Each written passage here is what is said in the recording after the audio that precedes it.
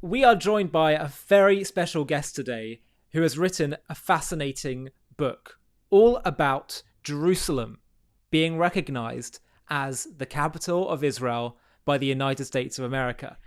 Now, you may say to me, Ollie, well, this topic is it's in the past now. Why do we need to go back there and look at what's happened?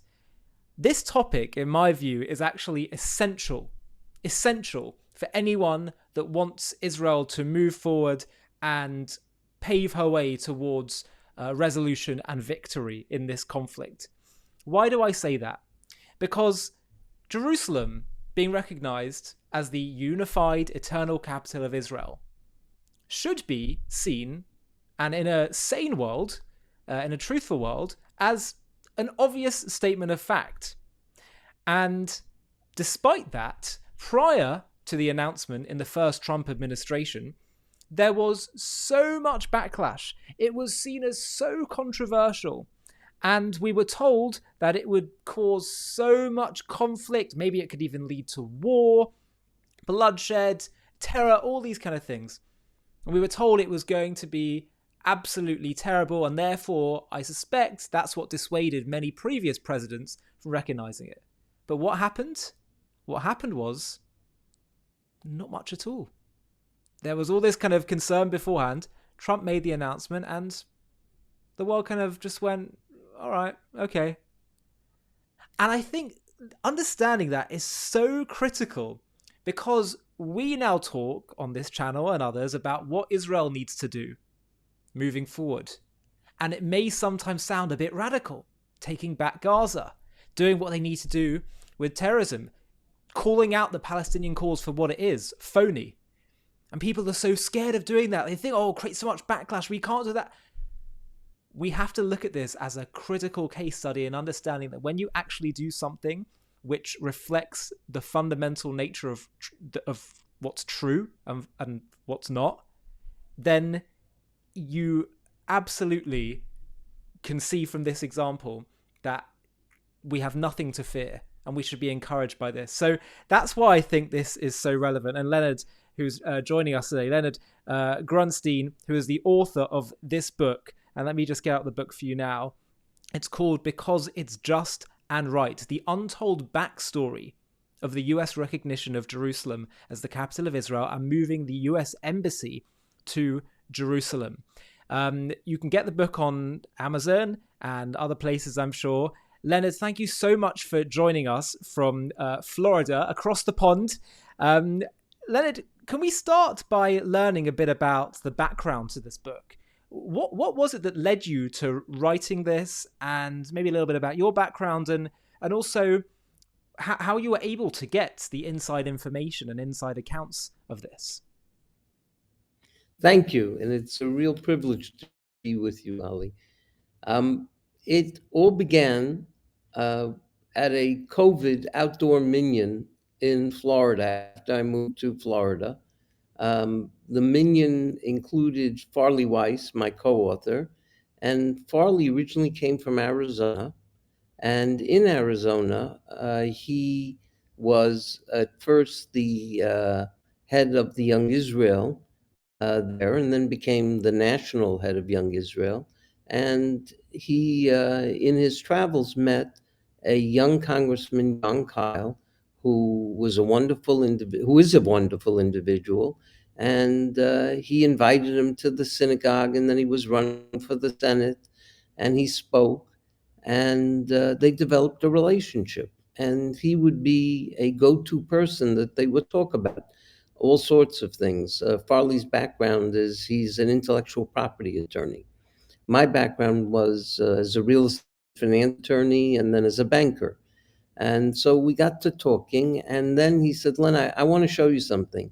And he brought out one day to my house around the corner all sorts of documents and faxes, because in those days we used to send faxes before there was email.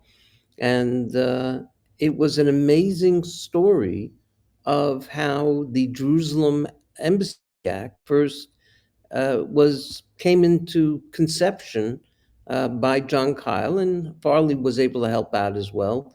The title of the book, in fact, comes from some remarks that John Kyle made after he became a senator. He was asked, John, Senator Kyle, what's your priority for your first year in the Senate? He goes, I'm going to pass a law that says in no uncertain terms that undivided Jerusalem is the capital of Israel and that the government has to move the embassy there. Everyone said to him, John, why is this important to you? After all, he's a Presbyterian as a matter of faith. Presbyterian Church is not always the best friend when it comes to these matters of Israel. And they said, why is it so important to you? He goes, because it's just and right.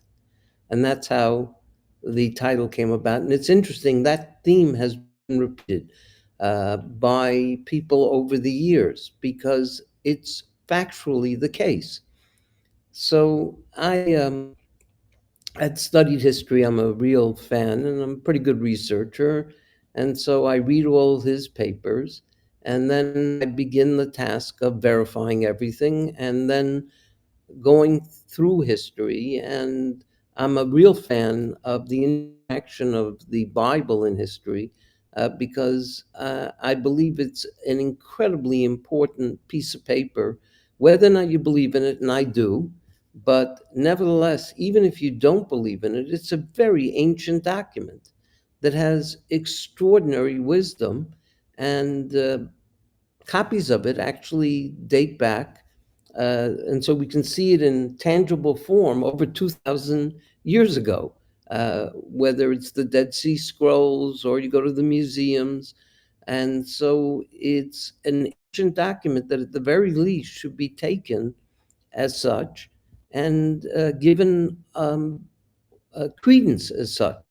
So, being an old real estate title lawyer, I started to look at it from that perspective. And it's fascinating because it is in no, undeniably, it is the most ancient written record of title that we have. In fact, the oldest after that is the title records in Scotland, if you can imagine, from the 13th century. So we have a title, and when you think about it, Rashi asks an incredible question. The first question, he said, why do we start the Bible here?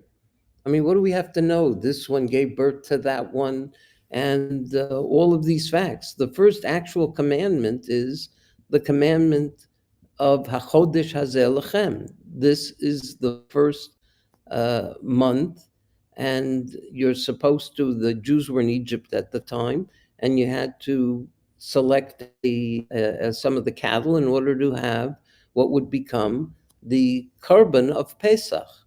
And so that was the first commandment that we received as a nation.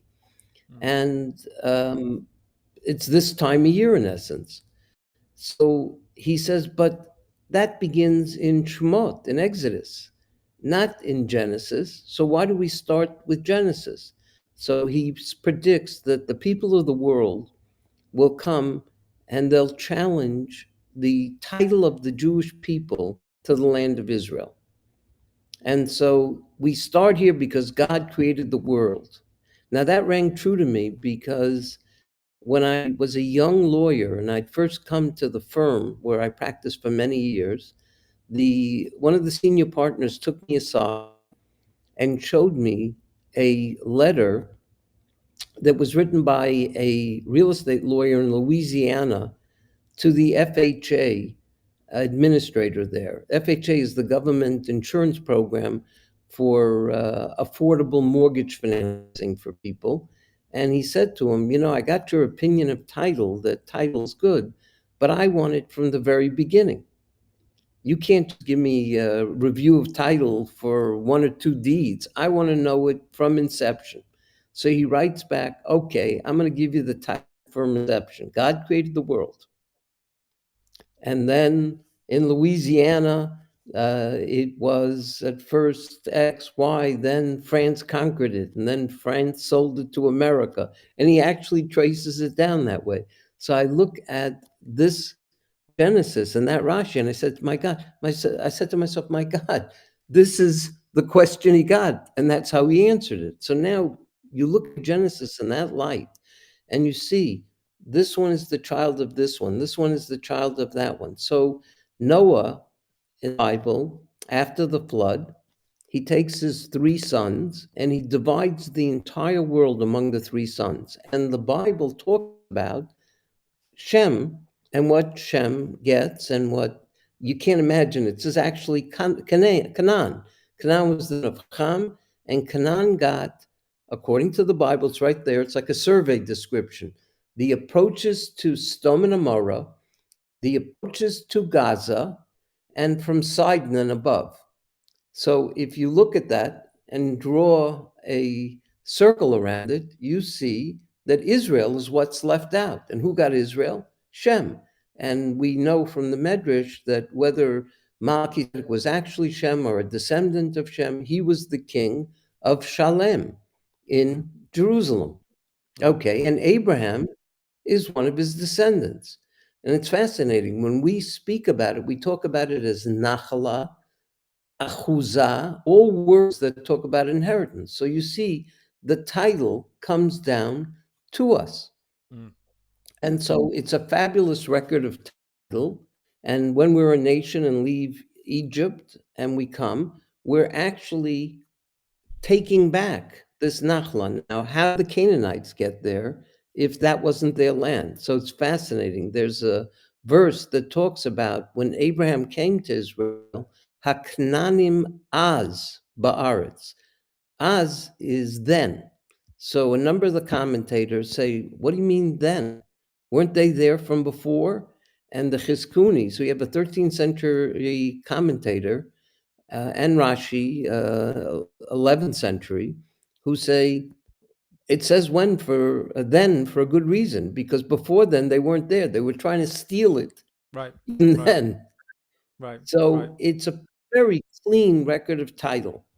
Yeah. Yeah. And so that was the beginning. And then it's Right. fascinating in the Talmud. There's also a discussion of how when Alexander the Great conquered the area, people visited him in what would become Alexandria in Egypt, and they would make claims. So the Canaanites, the ones who had made peace and left, came and laid claim to Israel, saying, hey, that was theirs. So Alexander says, okay, you made a claim, let's go hear from the defendants. So now he writes to Israel and he says, send me a lawyer here. We got to have this dispute resolved. So Gevia, I call him the old country lawyer. Gevia stands up and he goes, listen, guys, you're the big Sanhedrin, you're the big shots. He goes, I'm just a poor old country lawyer. So let me tell you what, I think I could handle this case. Send me. Now, look, if I win, it's wonderful. And if not, you guys can say, hey, what does Gevia know? He's an old country lawyer. We'll send you a real lawyer. So he goes and he argues and he basically says, uh, king. I mean, think about this. What's the basis of their claim? He cross-examines them, and they go, well, it's Bible. He goes, okay, let's read the Bible.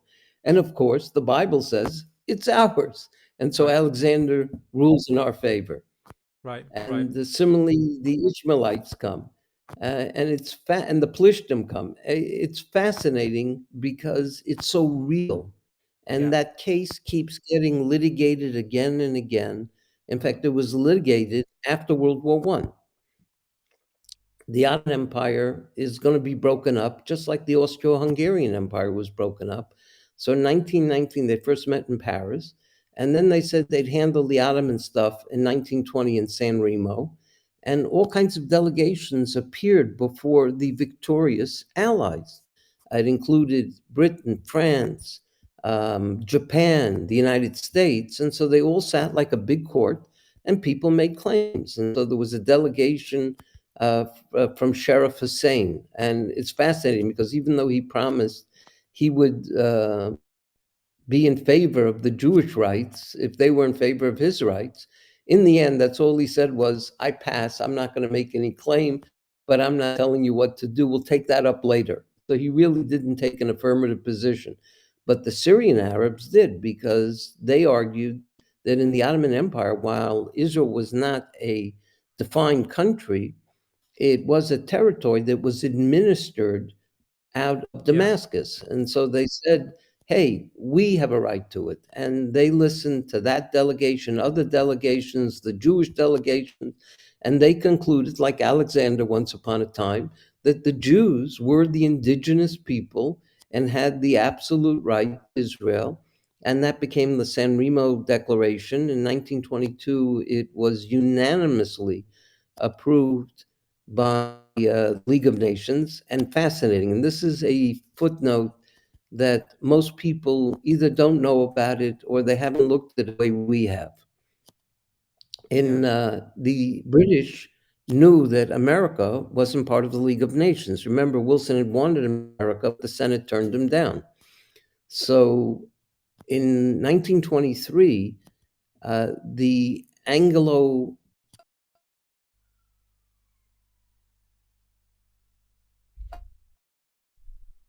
Convention, basically what they did was took the entire League of Nations resolution and put it into this treaty as a treaty between the two nations. And that was ultimately, it's called the 1924, because after the Senate, and this is a critical point, the Senate had the advice and consent, it overwhelmingly approved it, and then Coolidge adopted it.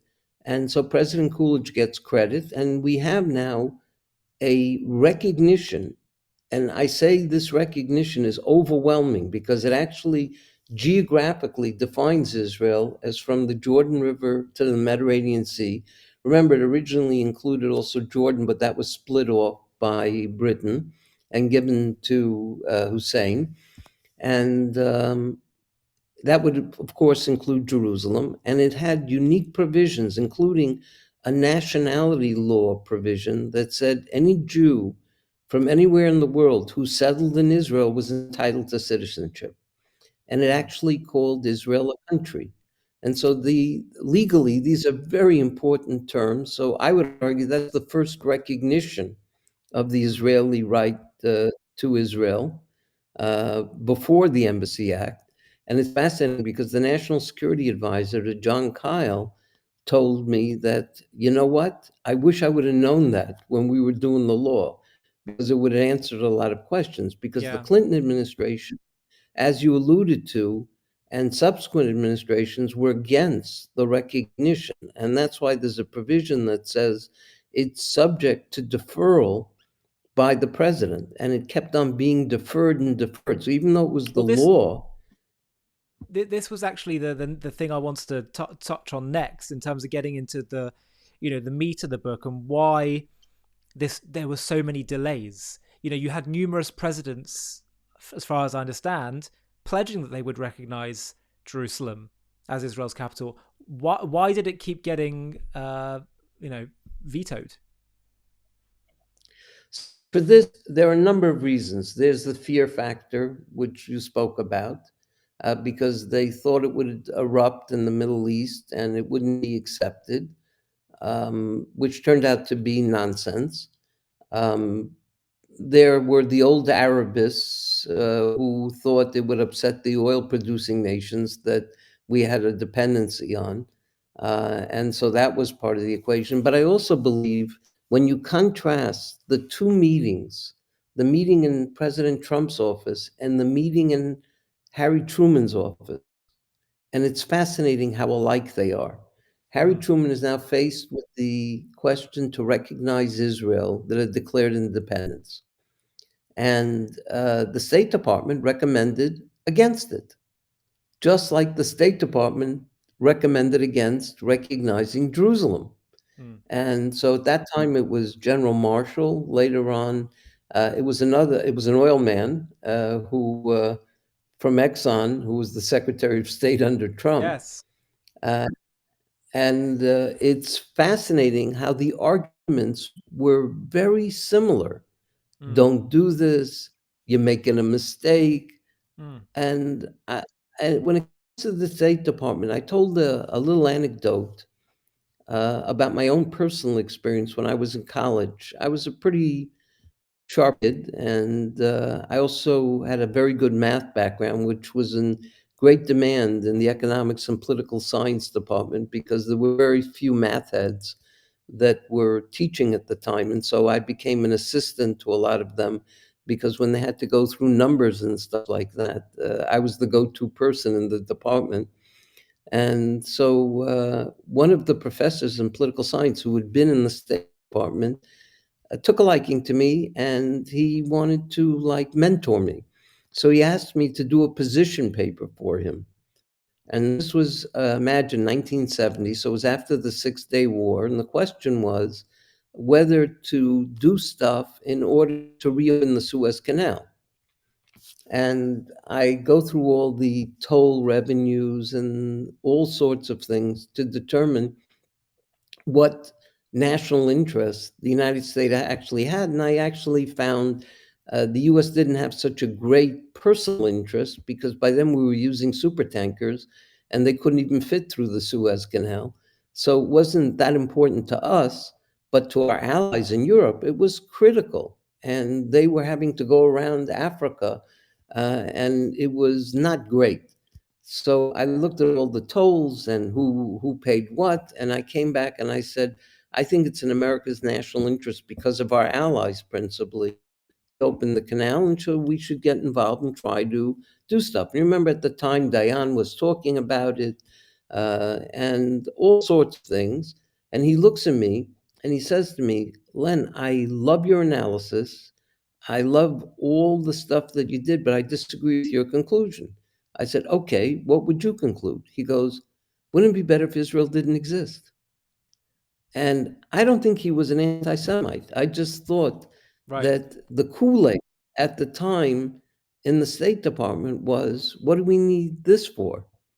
And I Right. think that's a more difficult thing to define. Um, I used to call it latent anti-Semitism because why should we be the only people in the world who don't have our own land? And it's our land after all. So why not recognize the right? Uh, be that as it may, there is, and it goes back to Byzantine times, there is a philosophy of successionism, which Mm. is you've been replaced and we've replaced you. And Sure. in the United States, which doesn't have a blood aristocracy, it's an aristocracy of Ivy League schools and Right. certain neighborhoods and certain clubs, and they all belong to the same club. And in my time, that was a very potent thing. If you weren't part of the club, you didn't get in. You had to be part of that set. And so this was part of the Kool-Aid, the tradition that they replaced us. Mm. Mm. And it, even if it's not patent among many in that milieu of State Department, Ivy League schools, there's still some of that. Wow, that's And fascinating. So that's really the next thing I wanted to discuss with you is as you were researching the book and producing it, what are some of the surprising piece of information that you learned? Some of the surprising hurdles that President Trump had to kind of go over to get to the finish line. well, he did what Truman did, which was designate somebody to be like the lawyer cross examiner in the meetings so that he Mm, could sit back and be the decision maker. mm, So Truman had his guy, Clifford, and President Trump had David Friedman. mm, And they acquitted themselves very well. And one of the fantastic scenes is Tillerson, the guy originally from Exxon. He's opening up his briefing book, and this is a one in a million. He starts talking about how when Israel won back Jerusalem in 1990, and David said, I think it was 67, and he was so embarrassed that his briefing book was totally wrong that he slammed the book shut. And they asked, you have any more to say? No, I said it all. Now, what he said was unbelievable in its insouciance. He talked about how when they took over, they were at odds with the UN, and that Jerusalem should be an international city. Now, this was an idea that was floated. It was originally the Vatican that promoted it. It was hardly embraced. Even the people that were for it in the end wouldn't pass a Jerusalem law. They wouldn't, of course, send troops or spend money in order to have an international police force. It was a stillborn idea by the early 50s, certainly by the mid 50s. It was Mm. totally discredited and no one cared about it. And of course, neither Jordan nor Israel had any interest. I mean, think about colonization. It would be basically a modern day crusader state in the middle of the Middle East. I'm surprised at the insensitivity that they didn't even think about such things. But to think that the Secretary of State had a briefing book that still talked about that, it's pretty shocking, unless you say there's something fundamentally wrong with how they think. Yeah. And then that asks you to analyze why. And the why is not as simple as that it is. In fact, in science, we learned a very important lesson. We hardly understand why things happen. We know that they do. And so, for Yeah. example, how does the radio work? We know the radio works. How? We don't know. How does the internet work? How does your computer know when you type in letters what they mean and get to the right source? So we know that it works. Very little how it works. Okay. I'm going through the State Department declassified files where I found a lot of the information. Now, it was a very arduous process because it's not indexed. So the only way I got close was knowing dates.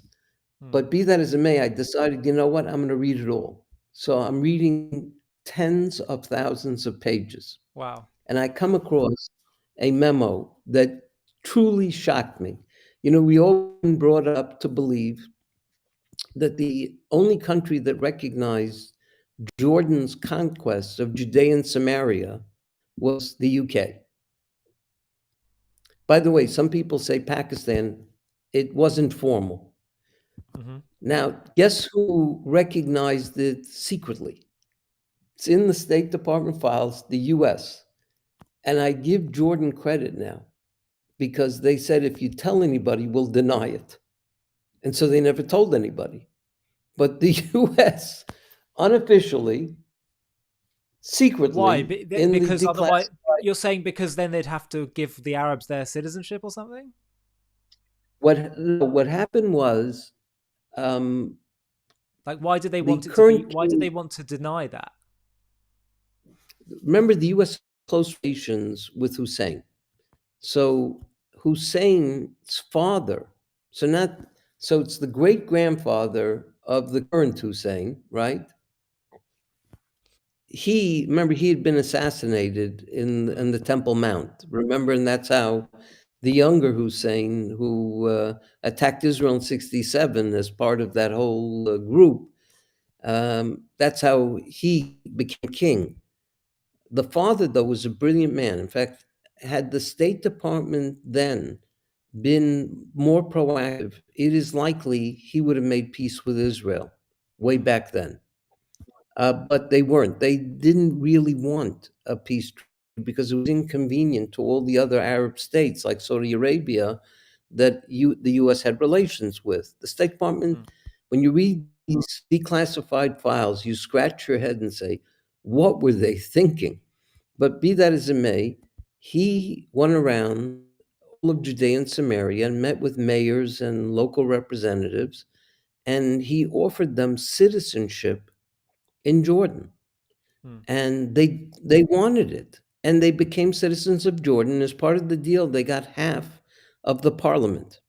Right. So the Arab people living in Judea and Samaria became citizens of Jordan, and there's a nationality law that's passed in 54, I think it is, and they voted for half the parliament. Now, of course, as we know, the parliament in Jordan is not much of a governor, it's really the king, but be that as it may, they were represented. Okay. So now Jordan, who's a friend of the US, says to the State Department, hey, these are our citizens. How can you not recognize them? Mm. And the State Department concludes that's a good point, and so they secretly recognize Jordan. Now that gives a, a interesting now legal argument, which I made in the book, as to when Jordan did the Treaty of Peace with Israel, the new international border became the Jordan River.